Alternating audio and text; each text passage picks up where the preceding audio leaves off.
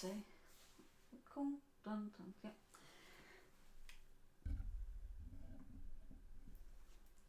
Hi everyone, and welcome to tonight's stream where I'm just going to be filling in a few of the gaps today. As you can see, there's a little bit extra added to this drawing since last time. I've just filled in a little bit of the water up here, just done an undercoat there, and I've added a bit more detail to the post. So I've had a bit of play around with my colours, and I've picked some other colours that I quite fancy using. And tonight I'm probably just going to work on finishing up a bit more of the water. I may do a little bit of the boat. You can probably see that a few of the lines are a bit darker. I went over a few of them and just picked out little bits of detail here and there that I wanted, just to make myself feel a bit more happy and comfortable with what I was seeing. So, where to start?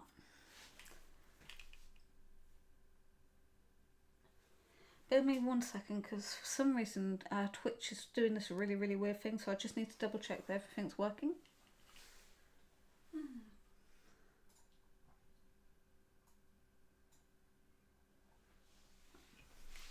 Test. 3, 4, 5.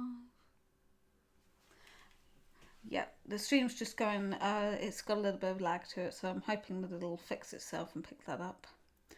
Right, so let's see, where shall I start? Ooh, so many places. Right, in fact, what I'm going to do is I'm actually going to add a little bit of detail to this boat, just a tiny bit. And it's literally that I just want to add in the green reflection, because on this boat in particular, because it's quite overshadowed, there's a tiny bit of a green reflection off the side of it. Whereas the boat next to it has got a lilac reflection. So is she looking for her lilac pen? I've got pens all over the place again. I know I meant to put them all back where I find them, you know, kind of have them all in colour order, but it doesn't quite work with me.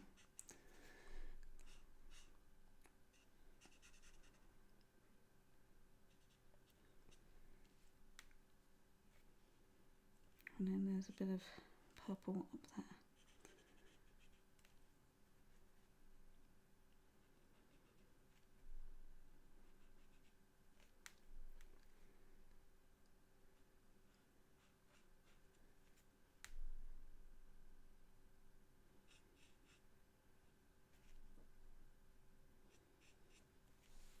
That feels a bit better.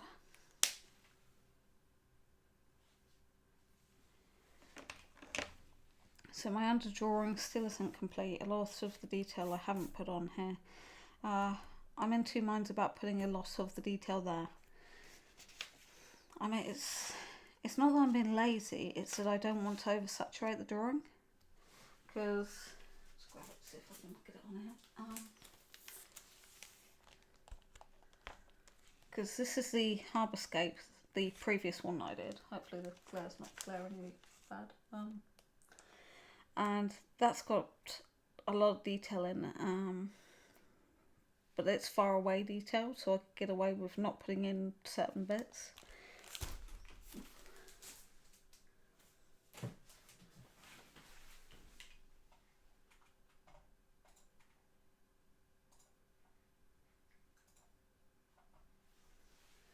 Whereas the detail with this one is close-up detail, so some of the stuff as long as I get these 3 boats right, I think I can skip a few bits on the next one back, and then the ones that are right back here, I can just really go light.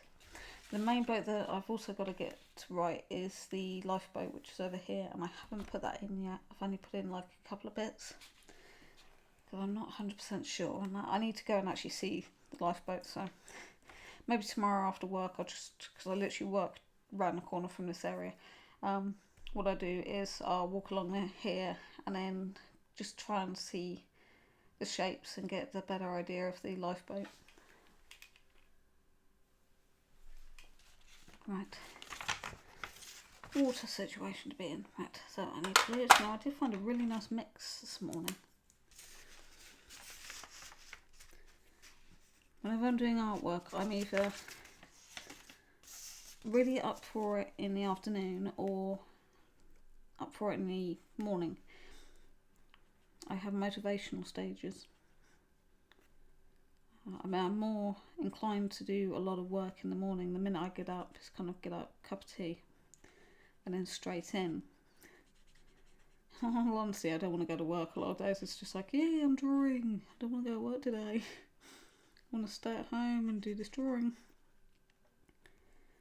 But alas, that's not earning the pennies.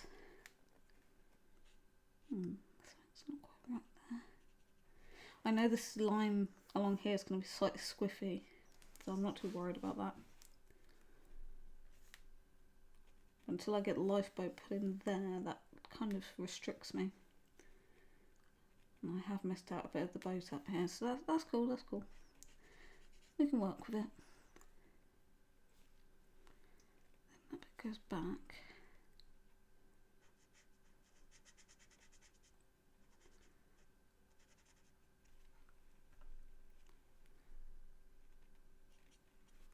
Right, I think that's really all I can add to that bit.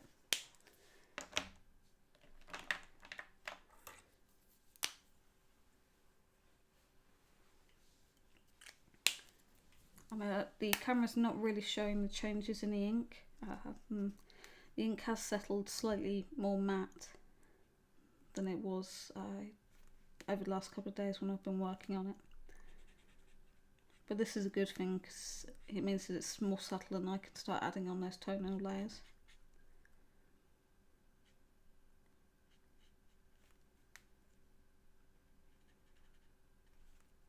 What I'm doing now is just, like before, I'm just blocking in certain colours.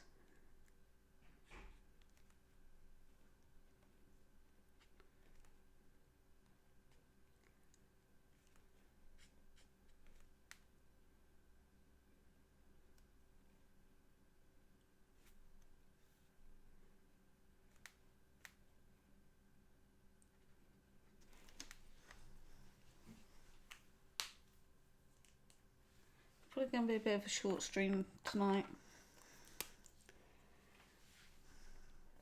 Might just do this tiny bit and go from there. Might add a bit more detail down here, we'll see how I feel.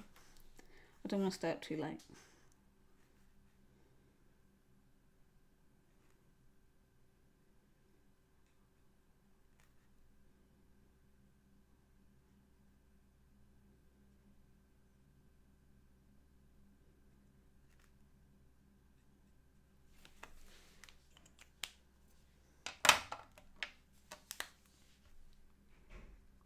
Sorry about the door slamming, active family.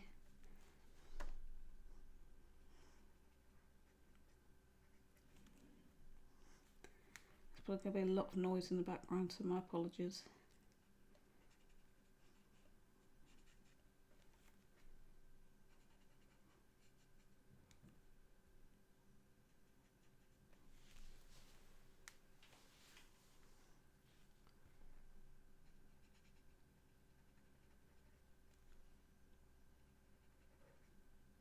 Because some of these colours have now dried, I can add on extra layers which are going to come up a lot darker, a bit more vibrant.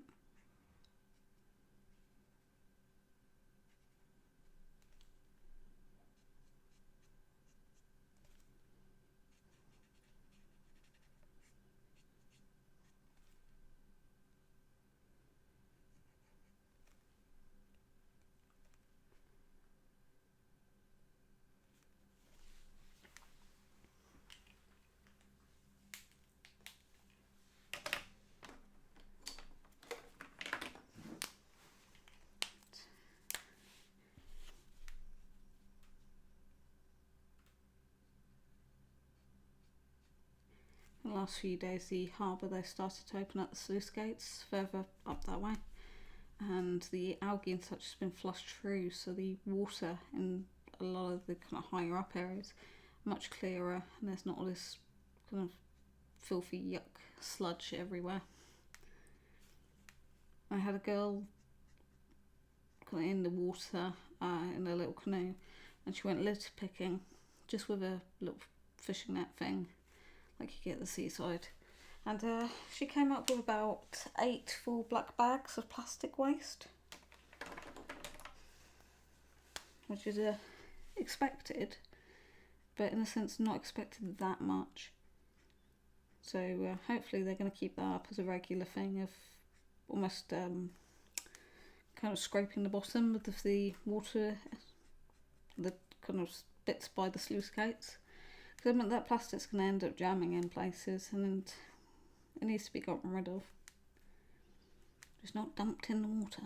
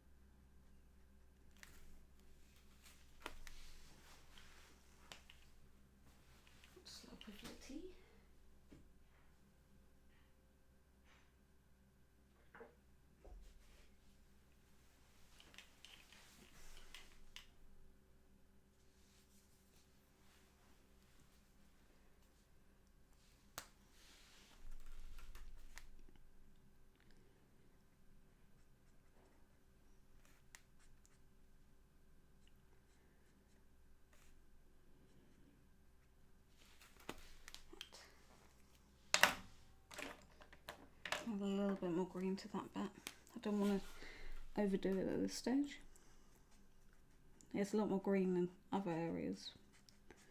I use the chisel tip to indicate texture.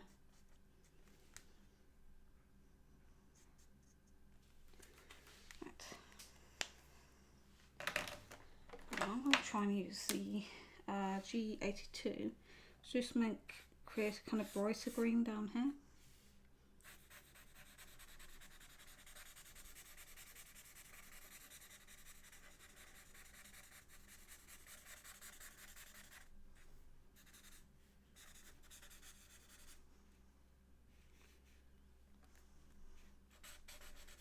A really dark shadow there, and then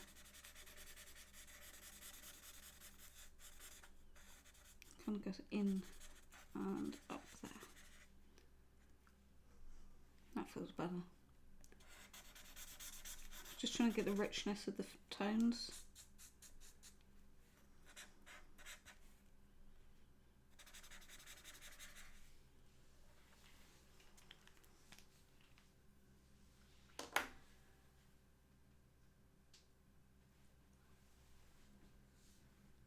Right.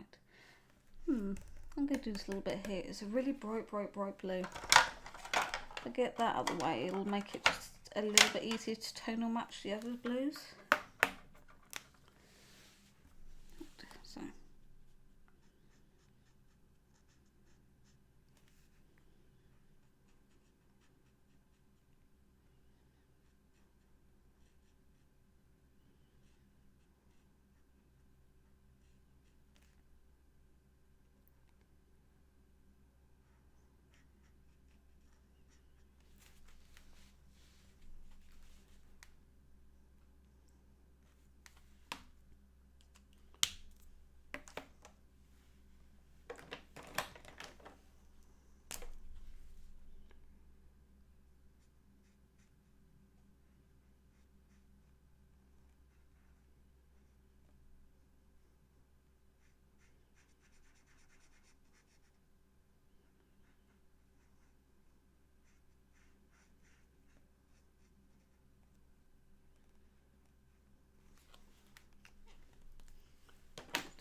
So to make that blue darker, I'm going to probably go straight for a B99.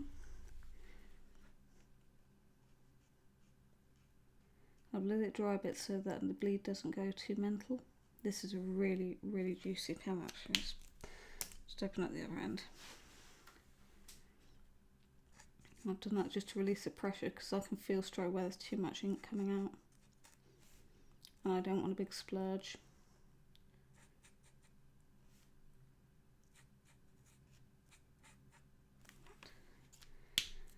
Oh, that's got a strong smell to it as well, that one. And I reckon maybe B16 to blend it.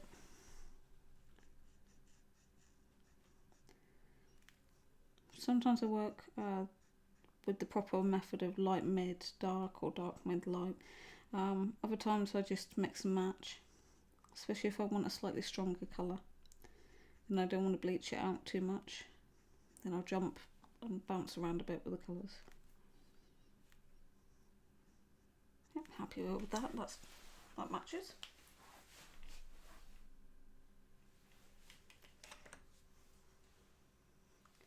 Now when I look at that and look at the sea, I can see where I need to make any amendments and changes.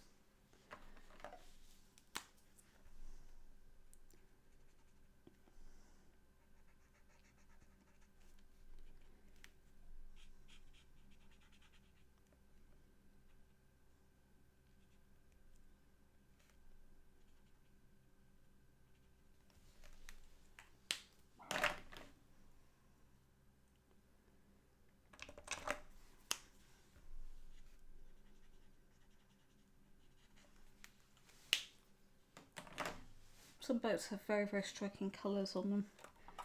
So I want to match a few of them, but not make them too striking that they look like they don't belong in the image. So I need yellow.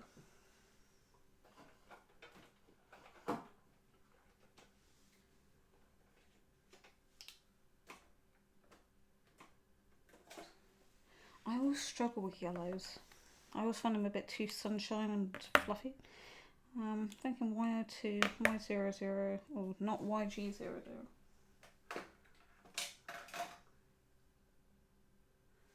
Actually, well, I've got Y00, then Y000, then Y02. Basically, I really want to bleach this colour out. Right, let me work this out. So the boat bit goes up like that, then it goes an angle, and up.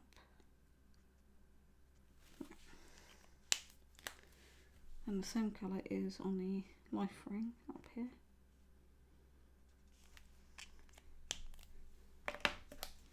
I might just end up hinting. Yeah, see that, to me this yellow is far too bright. So I'll blend that back.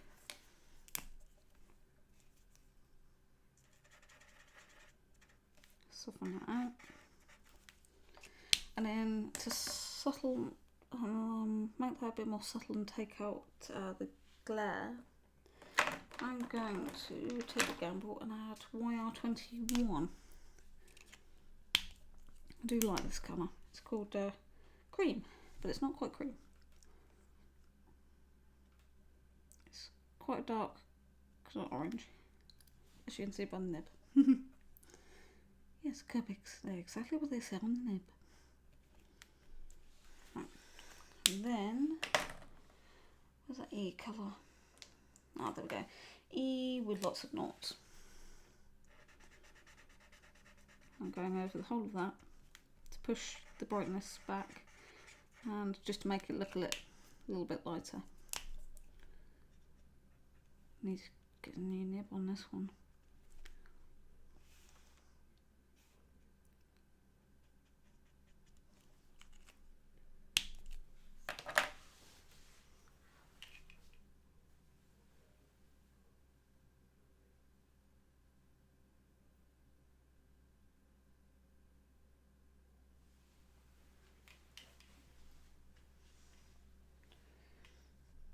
Right, let's see. And now I did map in a couple of extra bits over here, so I'm just going to add a little bit of detail to this walkway. I did actually map in a couple of the lines, or at least the direction of the lines. I'm not putting in every single line, and I'm not doing them as a straight line, so they've got a little bit of a break. I'm barely touching the paper to do that. So a brush nib, you don't need to put any pressure onto the paper, you just brush gently. They're floaty.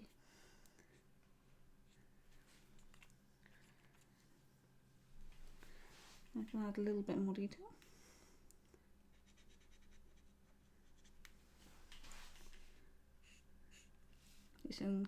You can use different parts of the nib as well. You don't need to, well, you should never really be pointing the pen directly downwards. The further you hold it at the barrel, the wider the marks are going to be.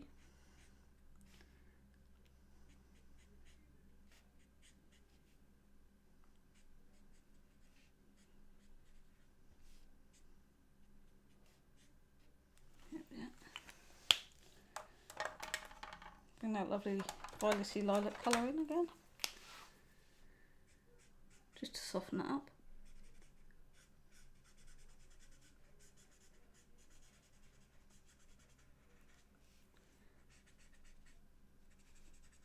And I'm just going to put a little bit more of that colour on here now.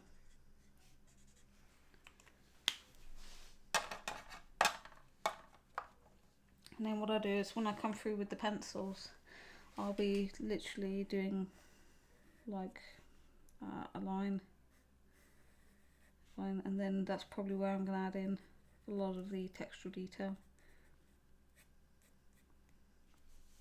So we'll see how it goes. Idealistically, if you're going to put pencil or pen over your image, then definitely make sure you finish with your inking. It does smudge otherwise. And don't, whatever you do, when you're doing pencil and Copics, don't use one of these. Seriously. You do not use this type of rubber. It's useless. I don't even know what this is made of. It's like, well, it's useless. Get yourself a Tombow Mono eraser, which is a silicone based one, but it is very, very refined. I don't currently know where mine is right now. No, mine's temporarily done a runner, but I mean, putty rubber's absolutely fine, but don't use the whole putty rubber. Tear a bit off and just apply a bit. In fact, I can do that with this one. So she's looking for a decent putty rubber. And there are different grades of putty rubbers. I mean, this is a Derwent one. I wouldn't say it's the best, but it's not the worst. So what you want to do is you don't tear the whole putty rubber, tear a bit off, mold it in your hands. And if you want to refine it to a point, do that. And then just gently brush along the paper, really gently, because you don't want to damage that tooth. That will remove your pencil line, and then you can just reattach it back to your main eraser. And that will keep your eraser going longer because less of it is getting left out in the air, so it's not going to all dry out as fast. So it's just being smart with your equipment. I can show you my Tombow Mono eraser refills. This is what a refill looks like. It's like a little kebab. Bing. And that fits into the pencil thing, and then you've just literally got the tip sticking out, and then that's what you use. And those are really good. They can be quite expensive. I mean, mine's a Mono Zero refill, and you get 2 refills in one of these tubes. I think I paid about £4, UK pounds. If you're really good, these can last quite a while, but I do need to get some more refills because I just burn through them really fast.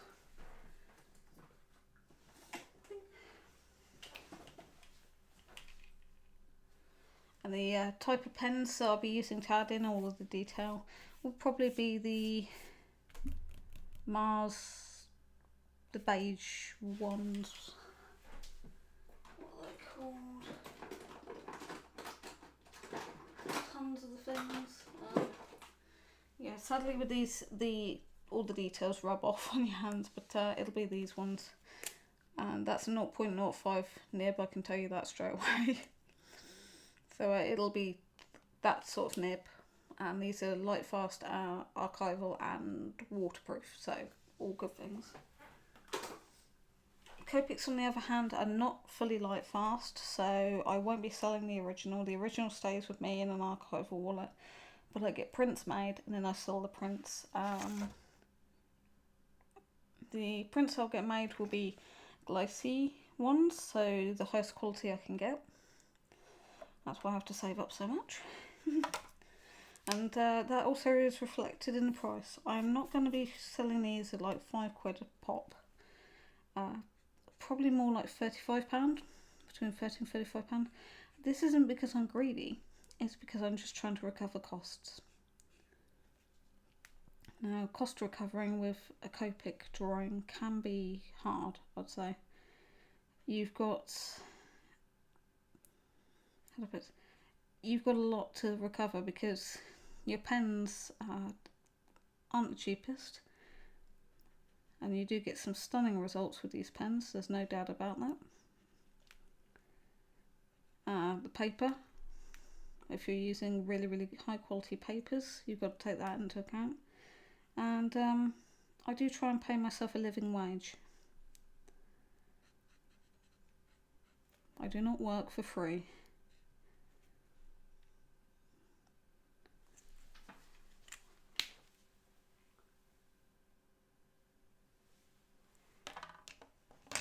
So as each bit comes along, it'll build up and the image will start to change.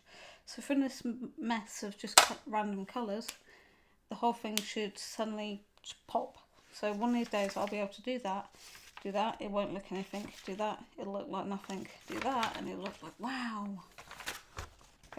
Come on, I can dream. I can hope. I'm going to see if I can finish off this middle boat. This has been driving me to absolute distraction. Because I thought it went up here, and it doesn't. There's a rail that goes up there. The actual boat comes down here.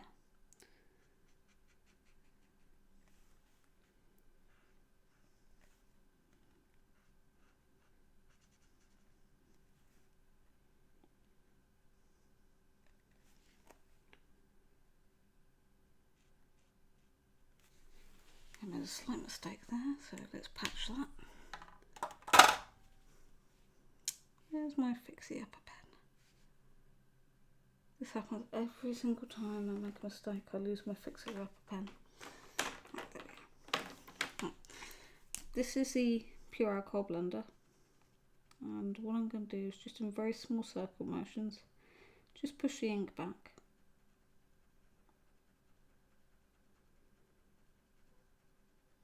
Now, first few times that you do this, you're going to get a halo effect.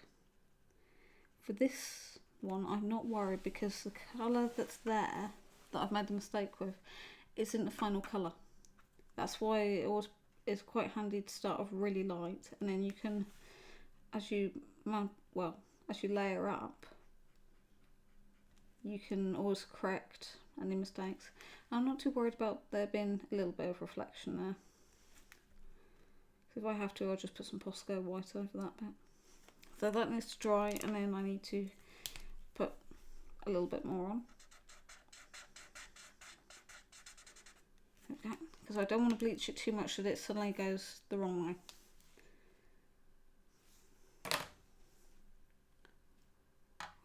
Let's use an N3. Let's mark out this shadow.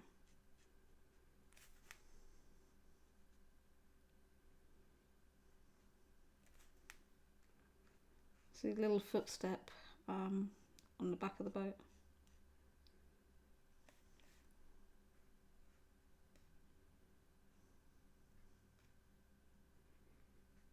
And there's a little rail as well.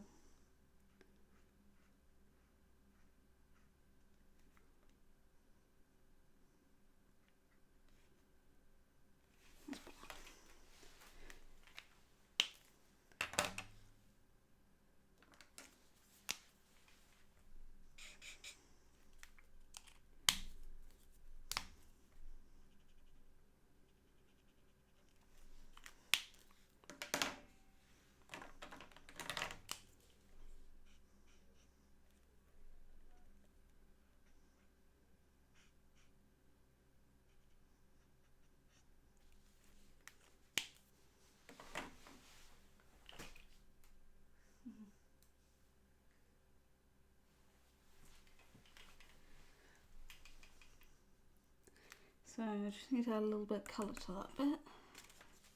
and add the beige in. So I'm constantly making sure that the colours I'm using are all the way through.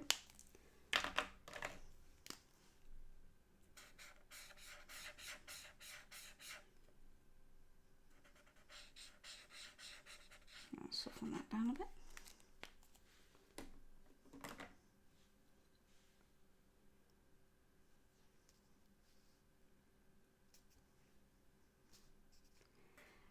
I'm trying to think. There's some items on here that are pinkish, and then there's kind of bright orangey reds, and there's even a really bright purple at the back, which luckily I've got lavenders and stuff that I can pull in. There's a couple of really orange boats, like the lifeboat and one over there, so I have to have thinky about what colours to use for them. I'm just going to make an amendment down here, soften that bit up.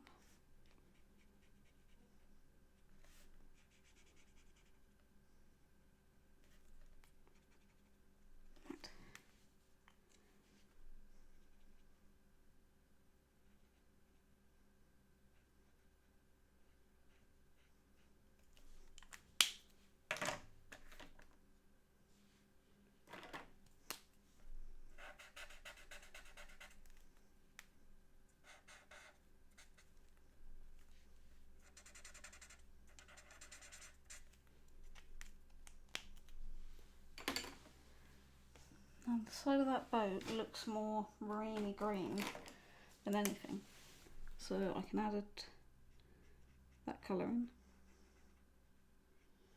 and get the shape of that bit up and round.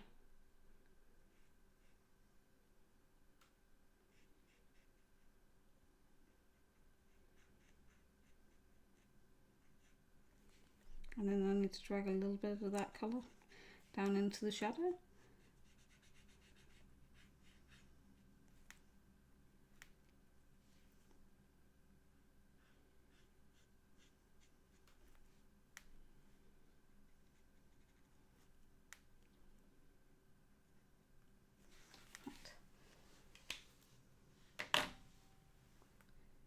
I need to make that blue a little bit brighter,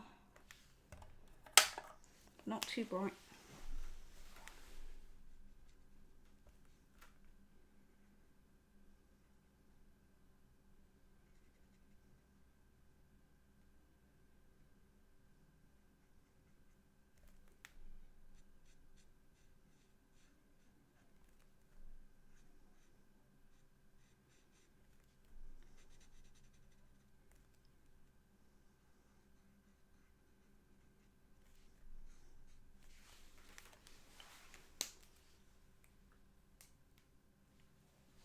Right, so feeling a bit more comfortable with that. And what I have to do is, once I come back to work in this water area, I'll be darkening that up and making the colours a bit more punchy. And that way this boat here isn't going to completely blend in, because right now it's blended in quite a lot. You see, what I'll do is I'll come through with the darker colours and make it stand out, make the shadows much more prominent.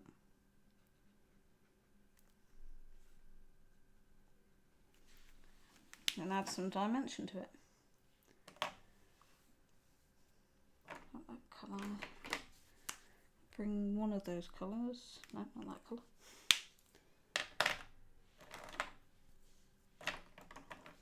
Just going to bring this colour in up here.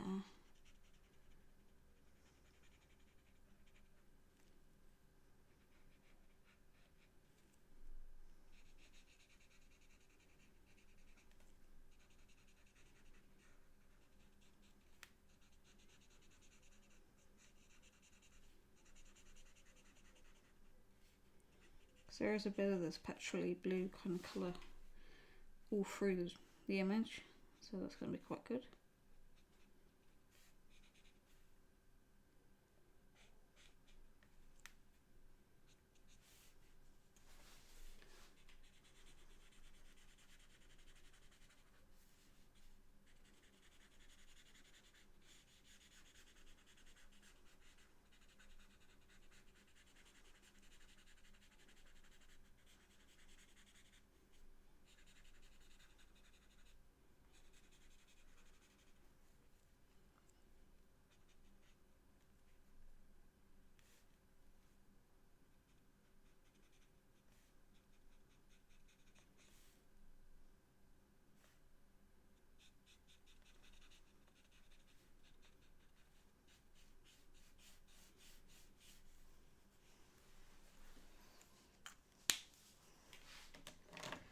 feels better.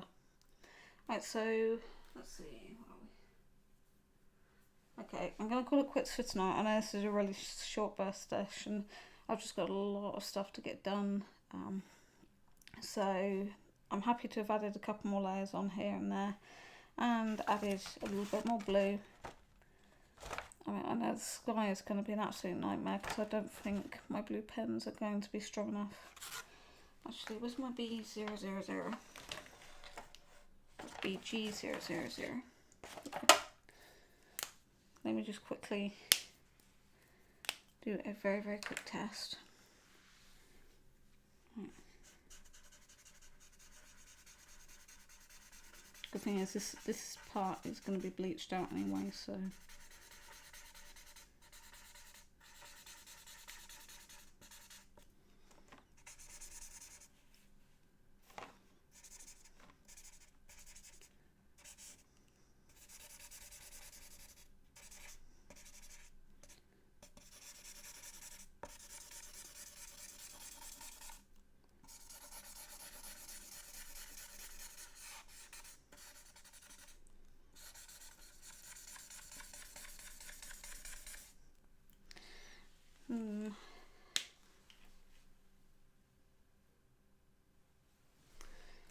You know what?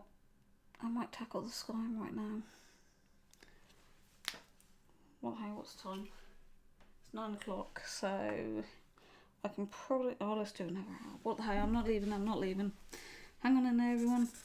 Don't run off. I'm staying. Right. For this bit, to do the sky, I really should go slow and in small circles to make sure that I get the paper completely saturated. Because this is the problem with me, once I see something that I think I can do, I start going for it. Right. So that's an undercoat. Now, this colour.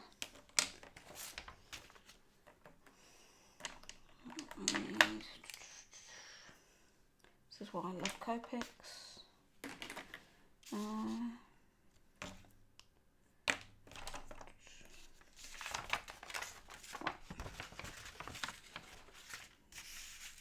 So it's got to go from this point. Right. B41. Right, wish me luck. I should be so lucky with a rubber ducky. I should be so lucky, yeah. Please note, no rubber duckies were hurt in the making of the song. There we go, B41. Now, the sky is not a flat line. My B41 is drying out. So you do want a little bit of texture. I mean, if I could do air spraying, I probably would have matted the main image. So completely covered it over and then come in with an air sprayer. But I have Zippo confidence in that area, so I'm going to go over where I've put some of my lines, because that's where that Posco white's going to come in. Gaps.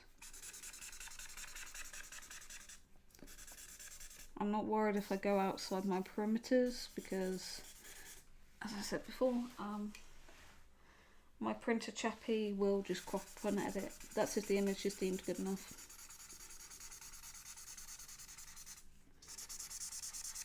I need to go out some refills.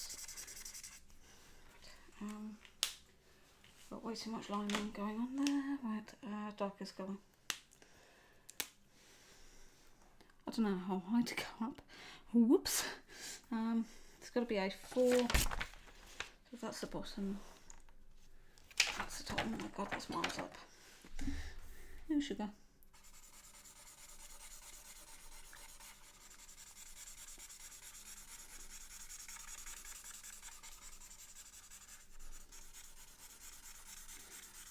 If any of you saw my videos doing the Harbourscape last time, you probably will remember what fun I had trying to get the sky done.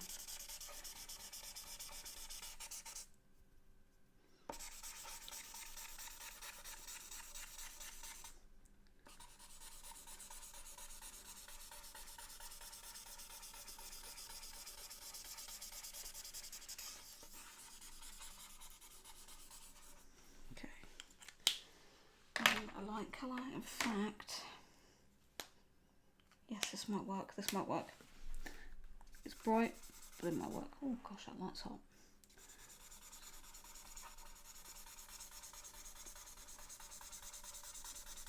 This is when you want to work wet on wet to make sure you get that smooth colour blend.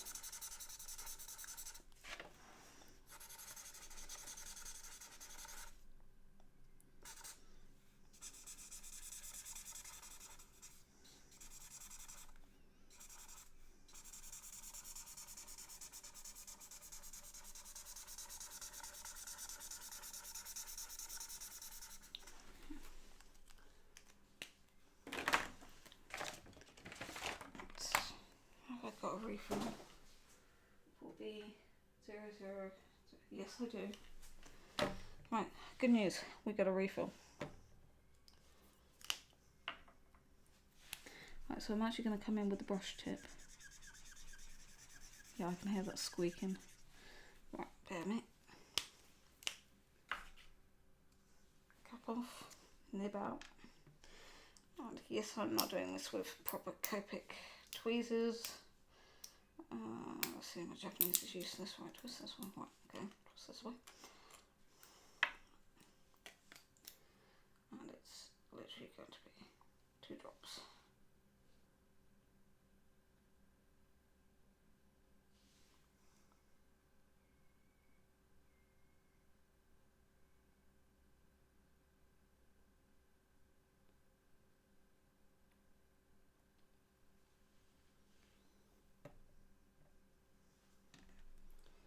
And the good thing is I didn't do this over my drawing, because as normal it's just leaked, but that's a good thing. I can use that. Maybe nibs back in. Tissue, surrounded by tissues. One thing about the ink with Copics, it's sticky. Really, seriously sticky.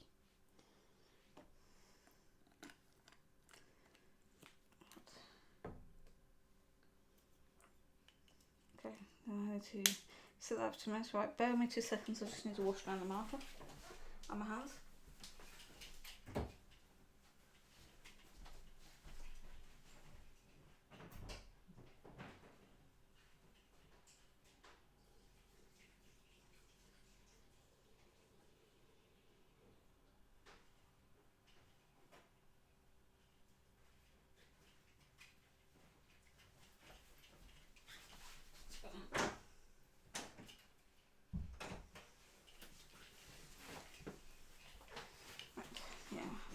Still a little bit tacky, but so hopefully that may have just reactivated a little bit. Sometimes it does take a little bit of ink to go through. Actually, that's feeling better.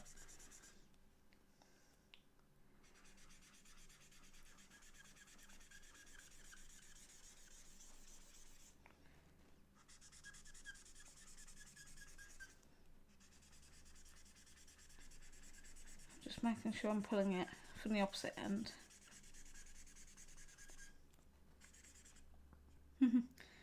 So sticky it sticks.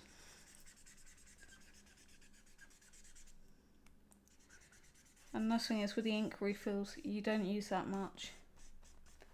This one I think I need to completely refill.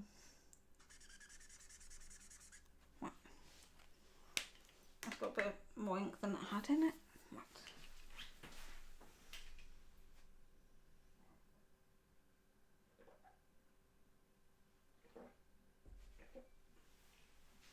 And a quick cup of tea break.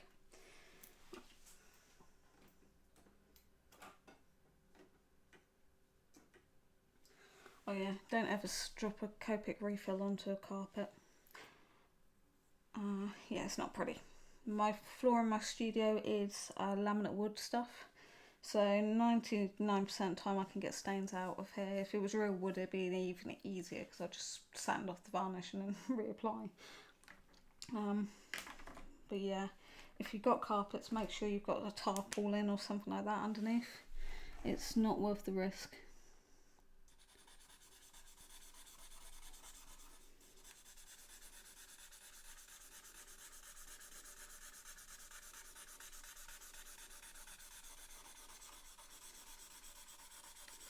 I did have a wide brush nib, one of these pens. I'm not too sure where it's hiding right now.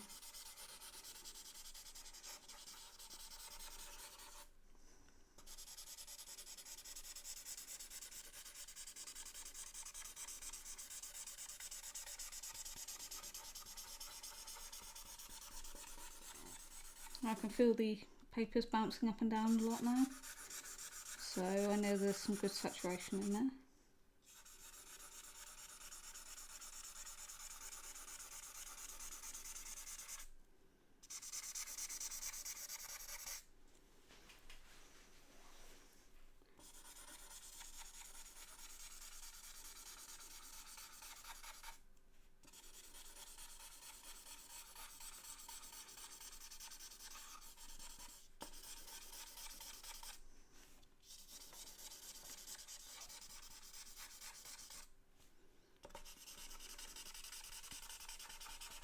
I'm just going to soften.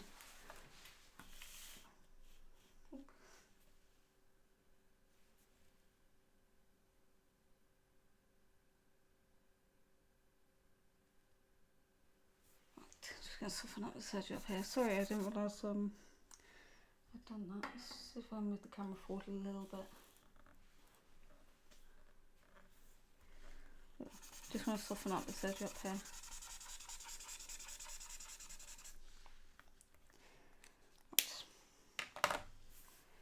So I think I can go a little bit darker, but not too mentally dark. Video one like.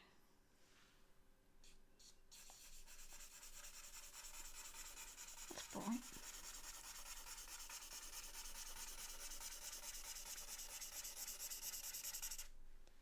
Actually, that's pretty good. Right.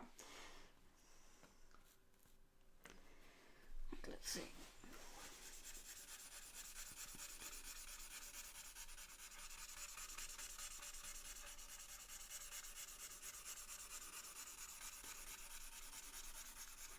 When you work wet into wet, you're less likely to get lots of marks.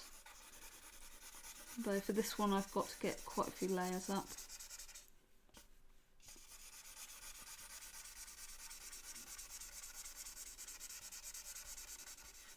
Actually, I'm quite liking that colour. Needs to be maybe a little bit darker, but.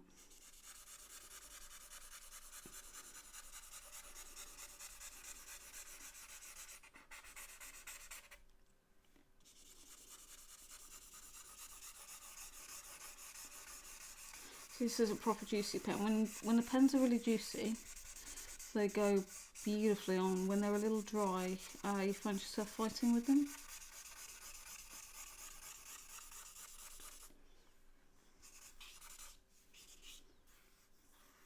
Yeah, it feels better.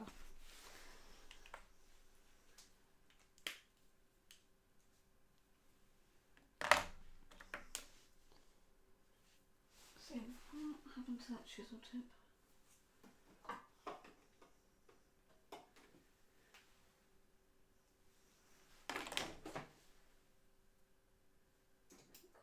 Refill. Yeah, my chisel tip, this is the big jobby. I haven't got a refill for that one, but I think I'm going to order that because that is such a lovely big wide. I mean, there's smaller chamber. There seems to be a smaller chamber by all accounts, but for coating, you're just literally going shung shung shung. So yeah, I need to invest in some wides.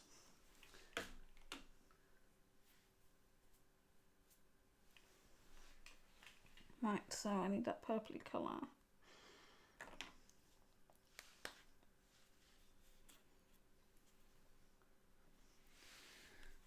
Let's reapply this up here. I mean, I've had most of my Copics, geez, over 5 years? And I'm only starting to use the refills, and that's with regular use. So 5 years ain't bad for one pen.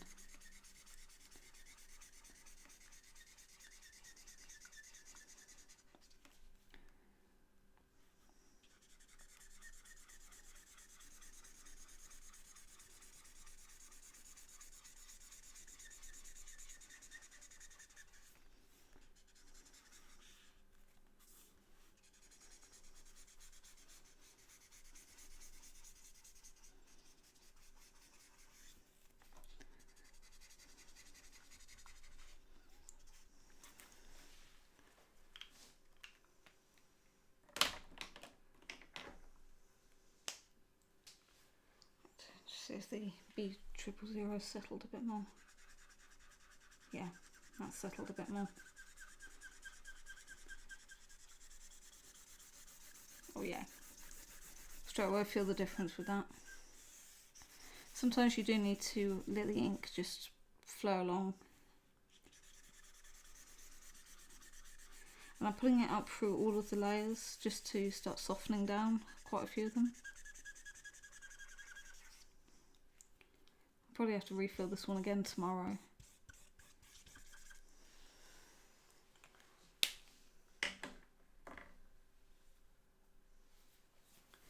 Right, I need to go darker still. Right. So this is a colour that I need to match, and this is the Copic I'm going to add to this top layer. Then I'm probably going to follow, so that's a B66 followed by the B32, which I wish I had in my chisel. Can't believe I haven't got any of that. So that's my dark, my mid, and then I think we're going to go for the B91 down here.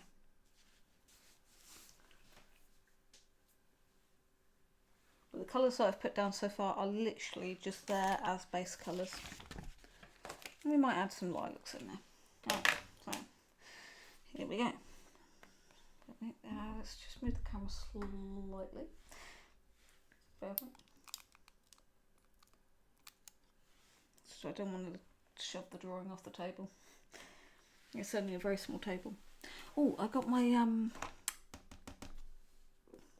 glass table thing with all the measurements and stuff. I ordered it from Tonic. So it's all like that, which is pretty snazzy. It doesn't quite fit for portrait work, but for landscape it's going to be brilliant. Put the cardboard up a bit. Down a bit. Right, that's going to have to do. Right, onwards. Right, so yeah, this is a scary colour at first. You see my hand's quite high up on the pen, so I'm just keeping a very nice light contact. I'm just going to push a little bit of that down. It's not on an even line. Making sure there's some differences in there. Right. In fact, we're going to take that down a little bit further. I'm going to be brave.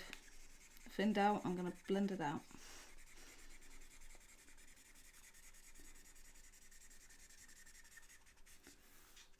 Just back over here. I'm a very scruffy colourer. I don't have patience for it. So B12 next. And this part actually does come right down, so. Now see, the B12 isn't quite as dark as I'd hoped it was going to be.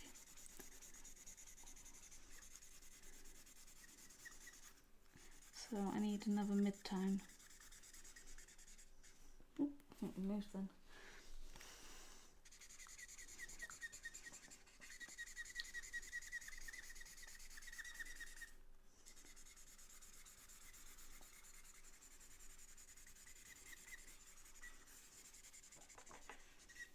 Right, another mid-tone.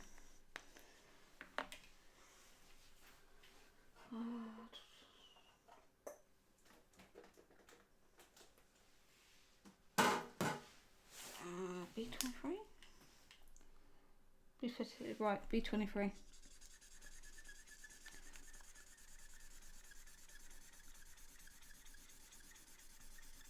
This one I love using for jeans, if ever I'm doing an image of somebody wearing jeans.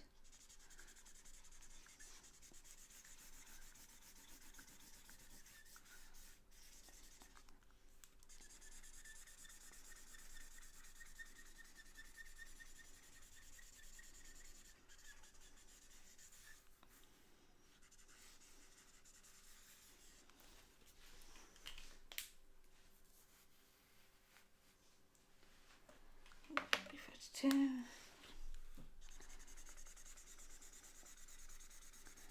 So blend it out.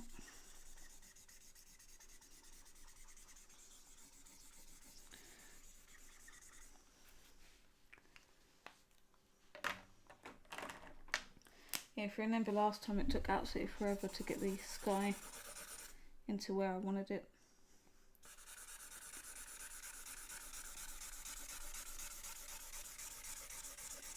And that's going to be the case again with this one.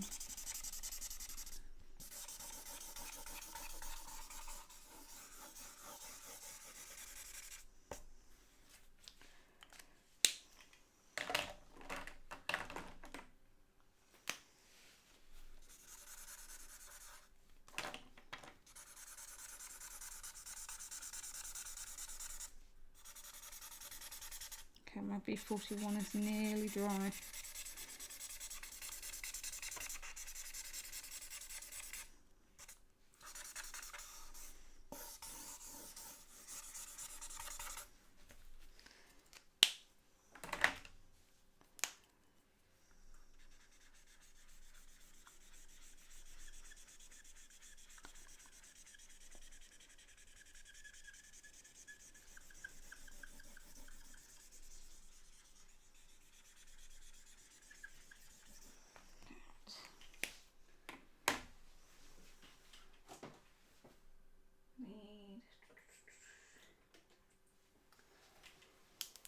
BV is going to be too strong, isn't it? No, this might do it. Oh.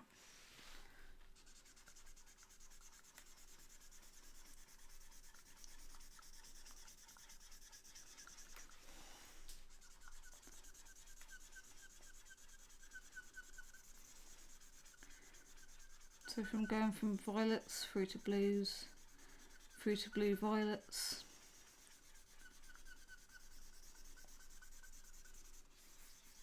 And then back again. And bringing in greys.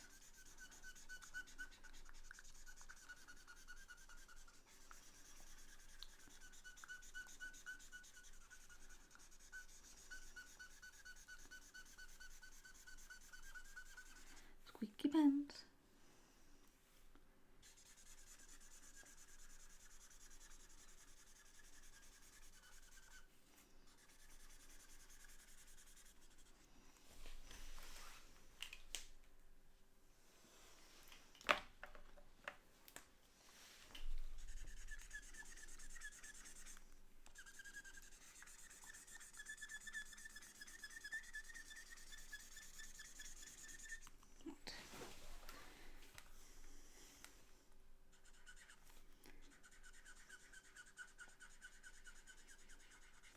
Now to start really softening that out.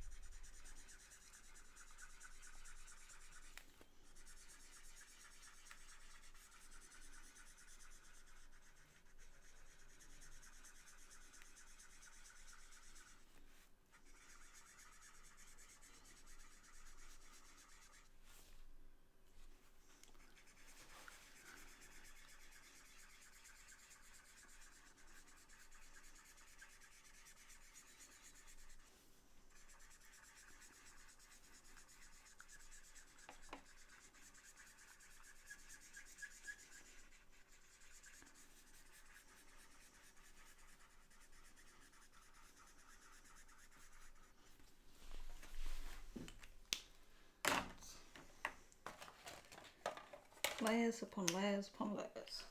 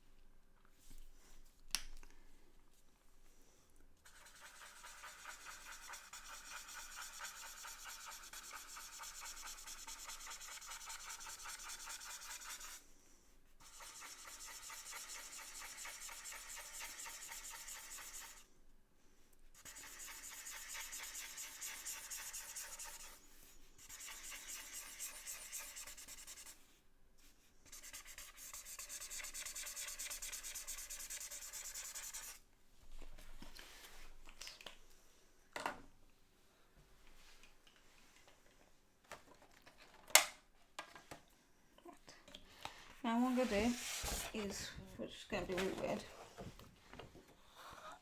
is I'm turning the image upside down because now I want to push that way.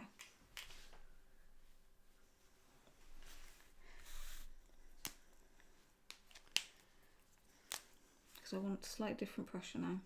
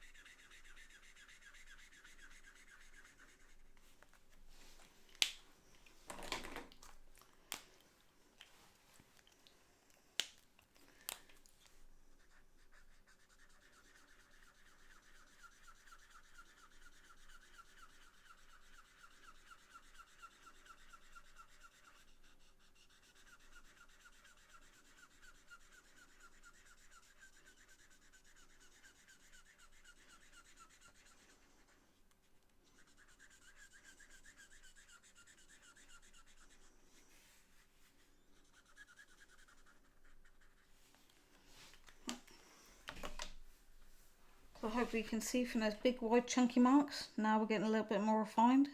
And this is what I was saying about how the more you refine and the more layers you add, the difference suddenly the drawing starts to take.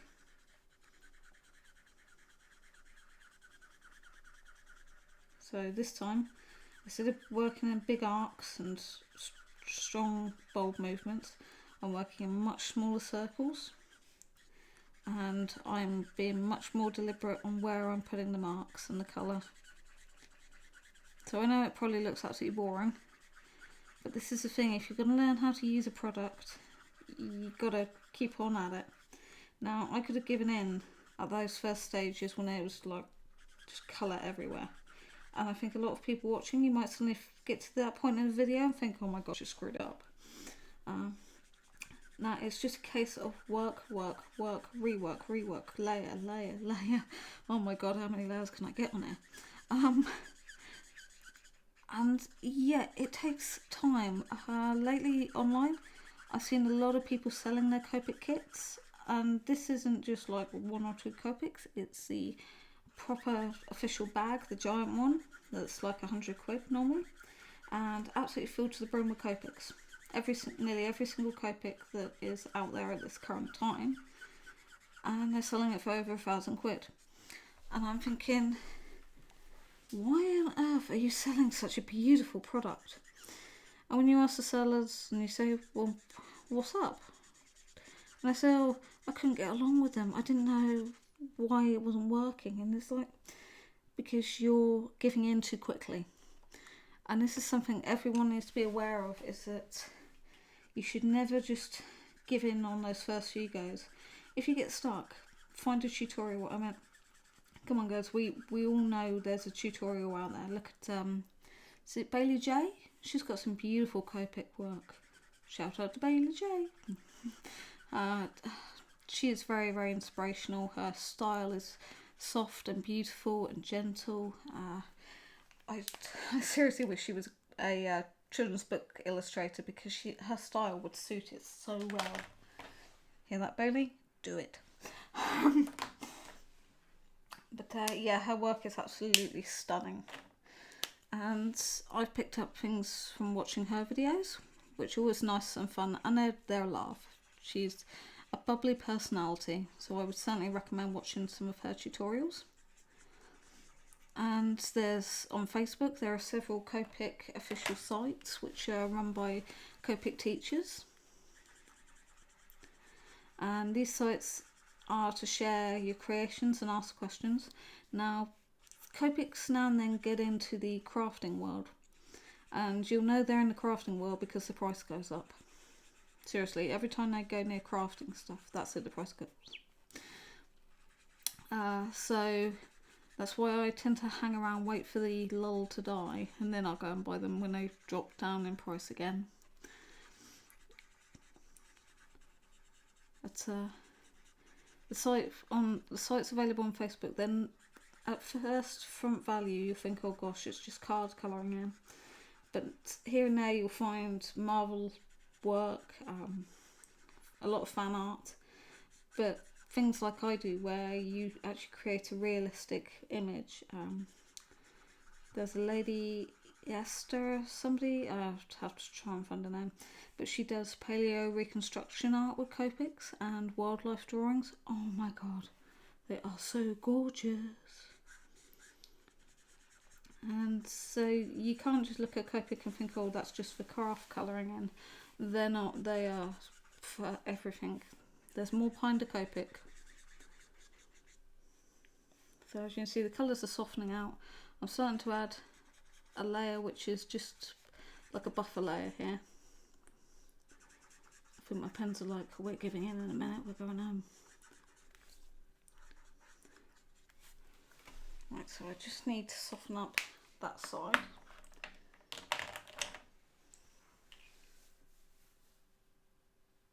Right, bear me a cup of tea.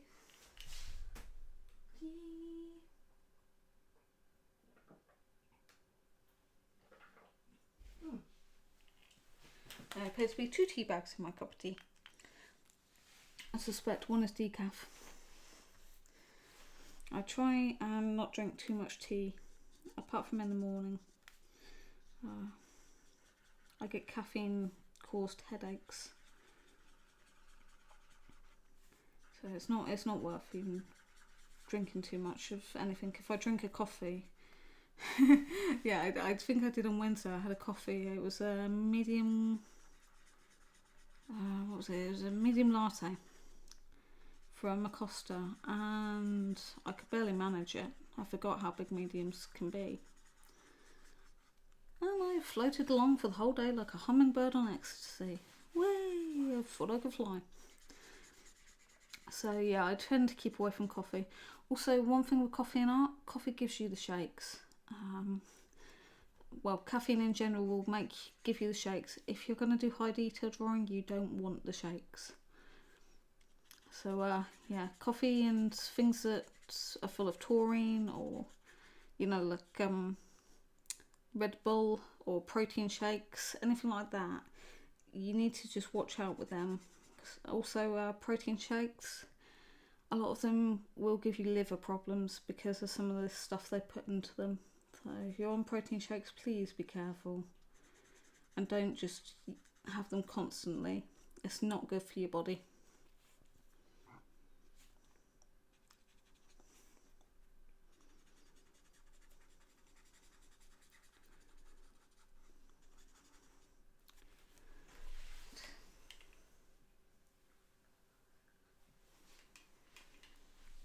I don't know how many layers I'm down, but my goodness me.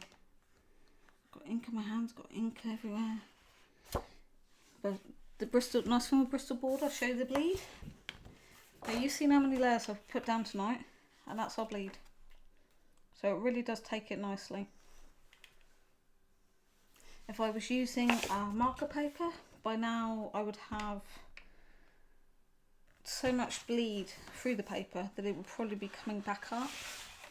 And that's something you also need to be aware of, is when you've got bleed going through, it will hit a point where it will bounce back, because it's going to sit underneath your paper like and it will be liquid ink, quite literally, especially if you then work onto a glass surface or something shiny and non-absorbent.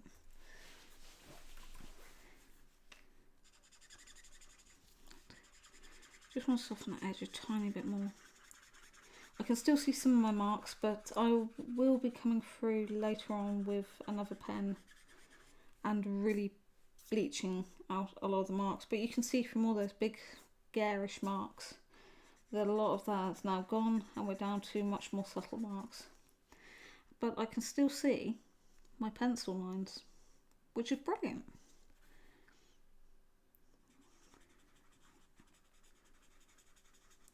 A couple of little points here and there.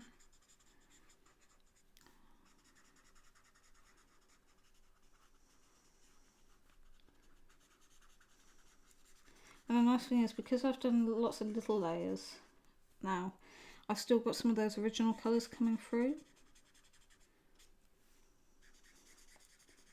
So that works with the reflections and the refractions and all of that stuff.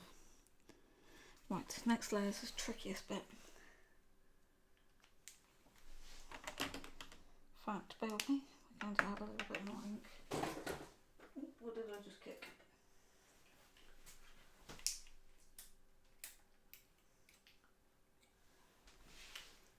Right. Okay, so nibbly out.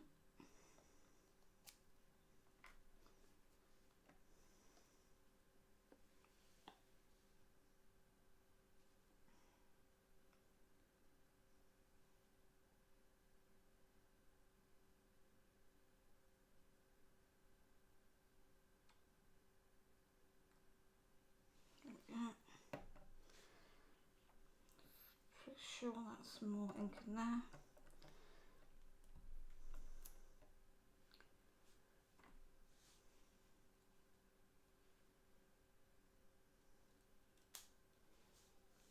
Where did I put the lid? Oh, tissue.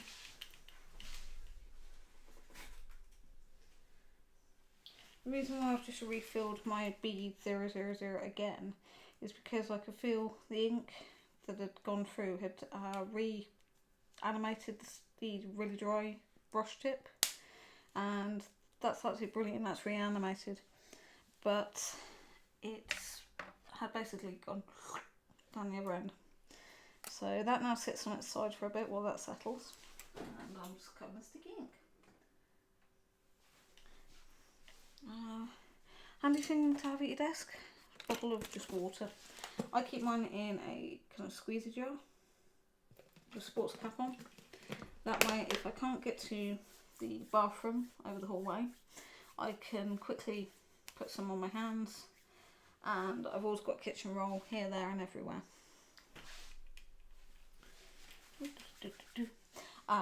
If you're working with Copics, don't have wet hands.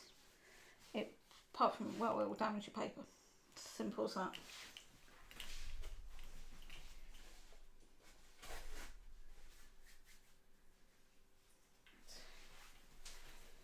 Okay. It's funny, I'm actually more used to working with an image upside down than I am the normal way around.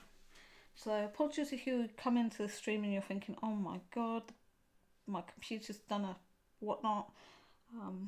It's not your computer, it's the fact that I'm working upside down. Now for this part, I'm actually going to take the colourless blender first, and I'm going to bleach out a layer. And this is because this bit has to be quite light. This one I'm constantly refilling. It's the best pen ever. I don't that often use it for bleaching. I use it more for effects. So if I want to put a kind of load of light marks or soften down colours, I use it more for that. But also to activate the paper and activate the ink. So in this case I'm using it to activate, and I'm going right into that darker line. So I need that just to be ready for the next application of ink. So the paper is buckling a little bit, there's a bit bounce there. I haven't strapped it down today. I feel more comfortable with it unstrapped, but I do know that having it strapped down does really help. A bit like watercolour paper. Okay,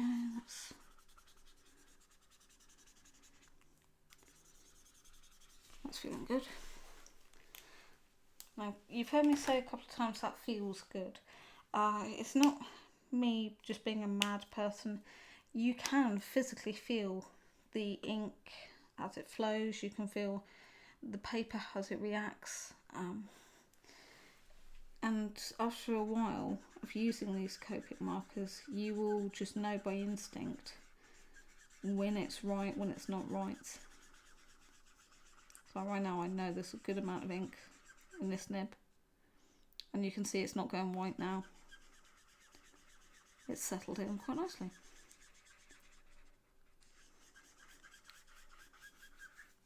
Now that purple bit I need to change slightly. So I need I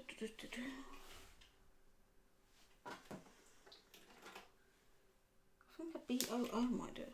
I have to be a bit careful with my bees because some of them have got more of an aqua tinge to them, and some of them have got more purple tinge to them. So it's just picking the right ones. But at least with the Copics, the colour families do go together. So when if you're going to do a 3-colour blend, you can take the B000 and the B00 and B02, I think. Make a really good blend.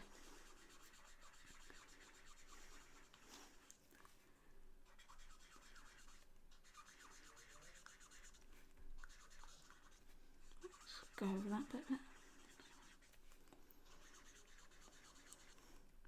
And this one I do want quite a bit of that purpley colour just pushing through.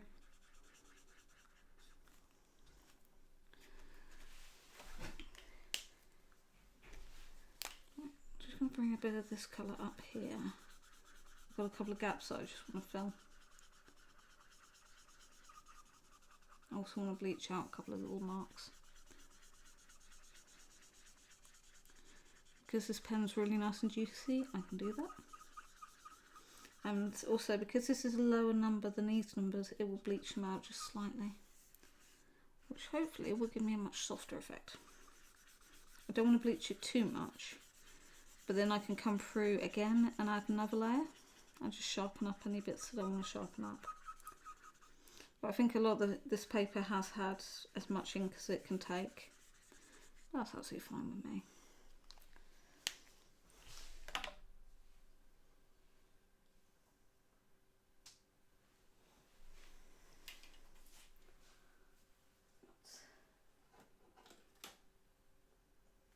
Some B12 in there.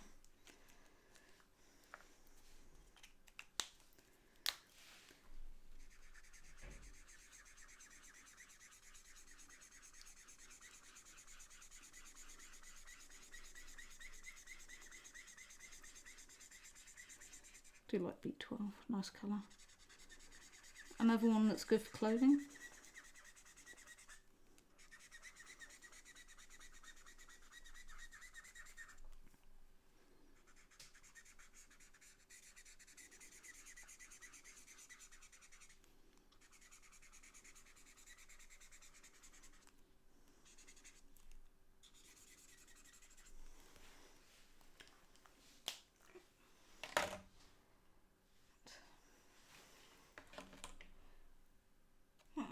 with that.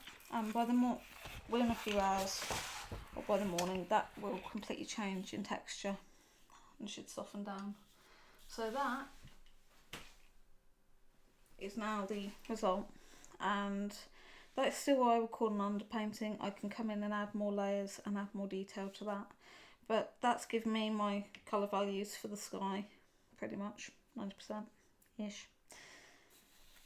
So let's see if I can get a better view.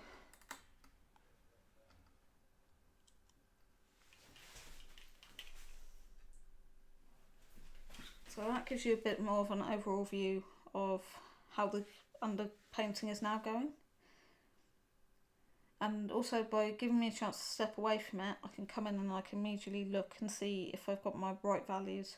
So the colours in this point I want to reflect from this point, because it's an open space.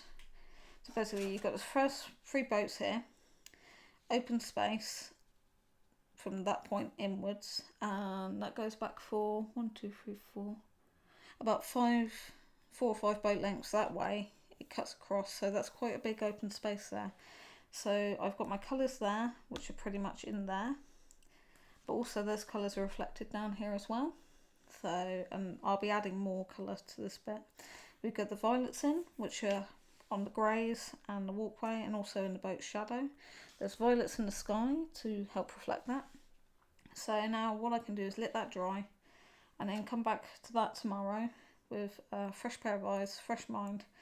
And because I'll be stepping away from it and looking at it again, and I'll probably look at it upside down again, because that makes your eyes focus and you pick up more errors and problems with that.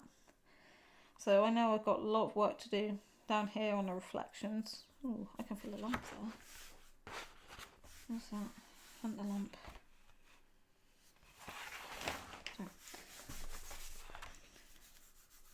Lump found. Right. Can't have lumps underneath this, believe me. When the paper gets really saturated, if you get a lump behind it, it'll actually push through, and it's an absolute nightmare to try and take out without damaging the papers.